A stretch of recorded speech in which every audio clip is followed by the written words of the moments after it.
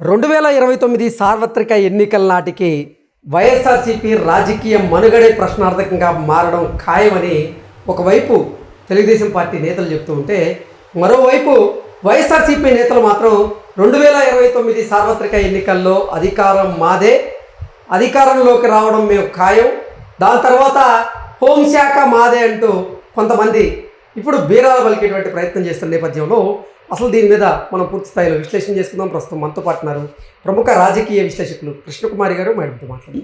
Madam నమస్తే. Madam నమస్తే.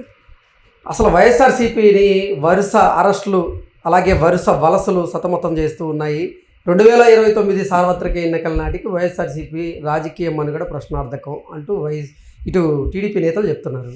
ఈ వైసీపీ నేతలేమో 2029 మేము మళ్ళీ అధికారంలోకి రాబోతున్నాం, హోంమంత్రిత్వ శాఖ మాదే అంటూ కొంతమంది బీరాలు పలుకుతున్నారు. అసలు ఏంటి, దీన్ని ఎలా చూడాలి? అసలు ఆలు లేదు సూలు లేదు, బిడ్డ పేరు సోమలింగం అన్నట్టు నిన్నెవరో అన్నారు కూడా ఇదే మాట. నవ్వు వస్తుంది అసలు. అంటే వైఎస్ఆర్సీపీ అధినేత జగన్మోహన్ రెడ్డి చూసుకున్నట్లయితే 2029లో ఖచ్చితంగా అధికారం మందే. ఇప్పుడు వైఎస్ఆర్సీపీ కార్యకర్తలను ఎవరైతే ఇబ్బంది పెడుతున్నారో, కార్యకర్తల జోలికి ఎవరైతే వస్తున్నారో వారికి మేము పెద్ద సినిమా చూపిస్తామంటున్నాడు ఆయన. అంటే ఇప్పుడు వీళ్ళు సినిమాలు చూపించడానికి రాజకీయాల్లోకి వస్తున్నారనమాట. అంటే అదేదో సినిమాలో ఉంది కదా, వీలైతే 4 మాటలు ఓ కప్పు కాఫీ అన్నట్లు, వీలైతే స్కాములు, లేకపోతే పక్క పార్టీ కార్యకర్తల మీద దాష్టికాలు చూసుకుందాం రండి అన్నట్లు ఉందది తప్పితే వేరేగా అనిపించట్లా. అసలు వీళ్ళ కంటికి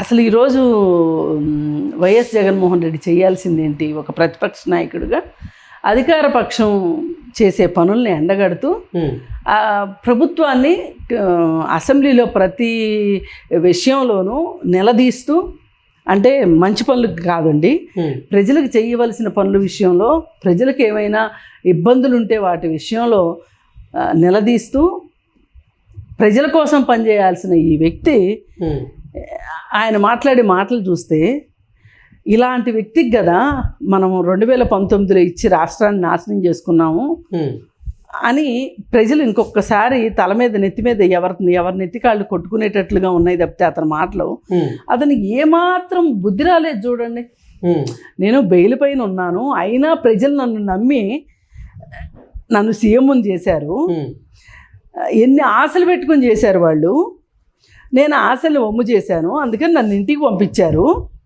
పోనీ ఇప్పుడైనా సరే ప్రజల పక్షాన పనిచేద్దాము అనే జ్ఞానం లేకోకుండా, మరి ఏదో అంటారు చూడు, మనిషివా జగన్మోహన్ రెడ్డివా అన్నట్లు జగన్మోహన్ రెడ్డి మాటలు ఉన్నాయి తప్పితే వేరేగా ఏమీ లేవు. కాకపోతే ఇప్పుడు అతని అసహనం అంతా ఏంటి అంటే వరుసగా స్కాములు బయటికి రావటం,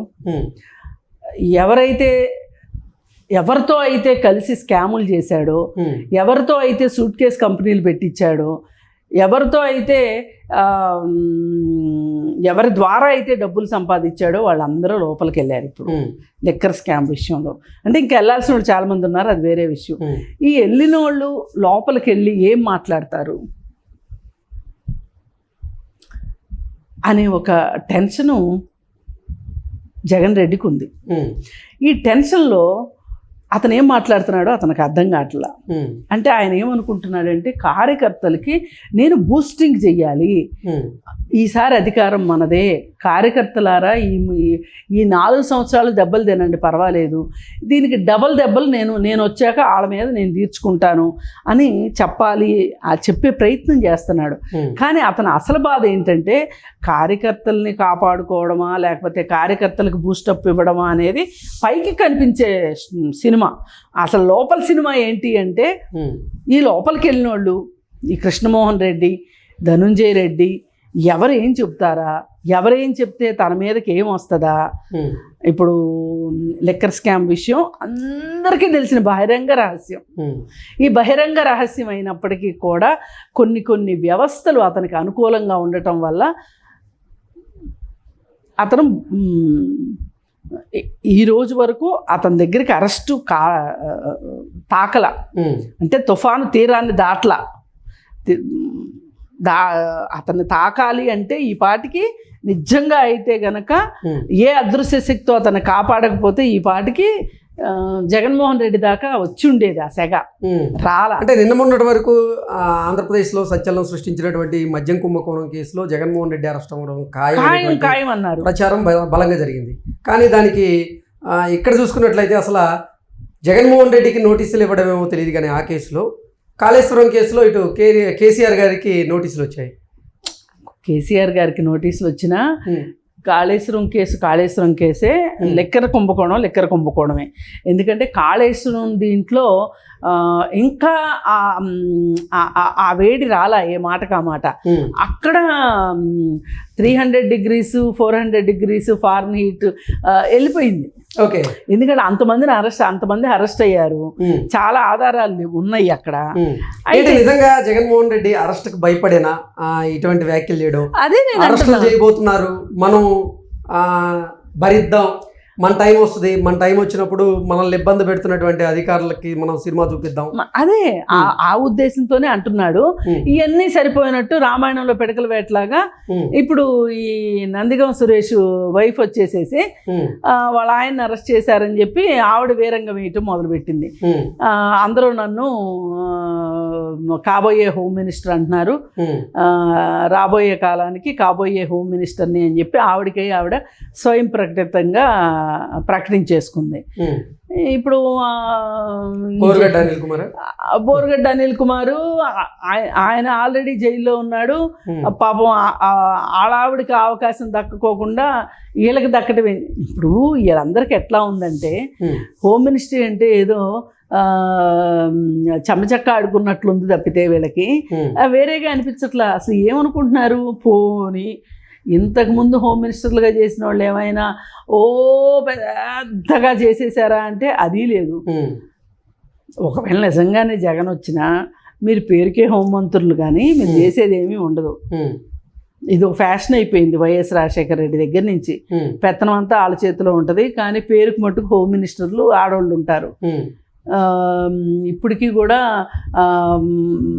ఆడ సర్పంచులు ఇంట్లో ఉంటే సర్పంచ్ భర్తలు వచ్చేసేసి కుర్చీలో కూర్చొని పెత్తనాలు ఎలగబెట్టినట్టు ఇక్కడ కూడా అంతే జరుగుతుంది. ఈ మాత్రం సోజ్యానికి నువ్వు హోమ్ మినిస్టర్ ఏం చేస్తావమ్మా? అసలు ముందు మీ ఆయన మీద కేసు ఏంటో చూసుకో. ముందు అసలు ఆయనకి ఏమన్నా జామీన్ ఇచ్చుకోవడాలు ఏవో ఉంటాయి కదా, అట్లాంటివి చూసుకోకుండా నేను హోమ్ మినిస్టర్ని అంటే అసలు ఊరు కాళ్ళు పగటి కాళ్ళు. ముందు హోమ్ మినిస్టర్ అవ్వాలంటే ముందు పార్టీ అధికారంలోకి రావాలి. అంత తెలిస్తే ఇంత పిచ్చ మాటలు మాట్లాడరు, అంత తెలీదు. అంటే అసలు వైఎస్ఆర్సీపీ సానుభూతి పరులు కానివ్వండి, వైఎస్ఆర్సీపీ నేతలు కానివ్వండి, హోంశాఖ మీద కన్నేసినట్లుగా హోంశాఖ మాదే మేము కనుక అధికారంలోకి వస్తే అంటూ ఒకరికొకరు ఇలా డాంబికాలు పోవడం, దీన్ని ఎలా చూడాలి అసలు? అదే చెప్తున్నా కదా, ఎవరి కాళ్ళు. ఇప్పుడు అసలు నాయకుడే పగటి కళ్ళగా అంటా ఉన్నాడు నెక్స్ట్ నేనే అని. ఆ నెక్స్ట్ నేనే అనేది ఏంటి అంటే నెక్స్ట్ అరెస్ట్ నీదే అని జనాలు అనుకుంటున్నారు. రాజకీయ పరిశీలకులు ఏమనుకుంటున్నారంటే 2029లో నేనే సీఎంని అంటే అరే నాయన 2029లో నువ్వు అసలు ఎక్కడ ఉంటావో తెలీదు, ఇంట్లో ఉంటావో జైల్లో ఉంటావో తెలీదు. ఒకవేళ వీటన్నిటికీ భయపడి ఏమన్నా అవకాశం దొరికితే వెళ్ళి లండన్లో సెటిల్ అవుతావో తెలీదు, నువ్వెట్టా సీఎం అవుతావు నాయన, ఎందుకు ఈ పగటి కళ్ళు అని అనుకునేవాళ్ళు అనుకుంటున్నారు. ఆయన ఆ విధంగా అనుకుంటే వీళ్ళు ఈ విధంగా అనుకుంటున్నారు. అందుకని వీళ్ళందరిది తలా ఒక దారిలో ఉంది వ్యవహారం. అసలు ఈ పార్టీ ఉంటుందో ఉండదో అని తెలుగుదేశం వాళ్ళు అనక్కర్లా, రాజకీయ పరిశీలకులే అంటున్నారు. అసలు ఈ పార్టీ ఉండే పార్టీయేనా, ఉంటుందా అసలు? మొన్ననే 11 మందిని గెలుచుకొని ఈ 11 మంది వాళ్ళు కానీ తలుపులు తీస్తే వెళ్ళటానికి సిద్ధంగా ఉన్నారు. వాళ్ళేమో అవసరం లేని బలగం మనకెందుకు అని చెప్పి వాళ్ళు తలుపులు తీయట్లేదు. అనవసరంగా వ్రతం చెడ్డ ఫలం దక్కాలి కదా, అవసరమేముంది చెప్పండి. అందుకని చెప్పి వాళ్ళు పట్టించుకోవట్లే వీళ్ళని. ఇప్పుడు ఈ 11 మంది గాల్లో దీపాలలాగా వెలుగుతూ ఉన్నారు. ఈ దీపాలు ఎప్పుడు ఆరిపోతాయో తెలియదు. అసలు అన్నగారు ఎప్పుడు జైలుకి వెళ్తాడో ఎవరికి అంతుపట్టట్లేదు. ఈ పరిస్థితుల్లో అసలు మీకు మనకు అసలు ఇప్పుడు అధికారం లేదు, మనం ప్రజల వెంట ఉండాలి, ప్రజల కోసం ఉండాలి అనేది పోయి మాకే అధికారం వస్తుంది, మీకు అధికారం ఎట్లా వస్తుంది, వస్తుందని ఎట్లా అనుకుంటున్నారు? హోమ్ మినిస్టర్ నేనే. ఇవన్నీ పిచ్చి మాటలండి. ఇవన్నీ మనం మాట్లాడుకుంటే అసలు మనకు కూడా ఇంకాసేపు ఇవే మాటలు మాట్లాడితే మీరు ఒక మినిస్టర్ నేను ఒక మినిస్టర్ అనే ఒక భావనలోకి వెళ్ళిపోతాను, భ్రమల్లోకి.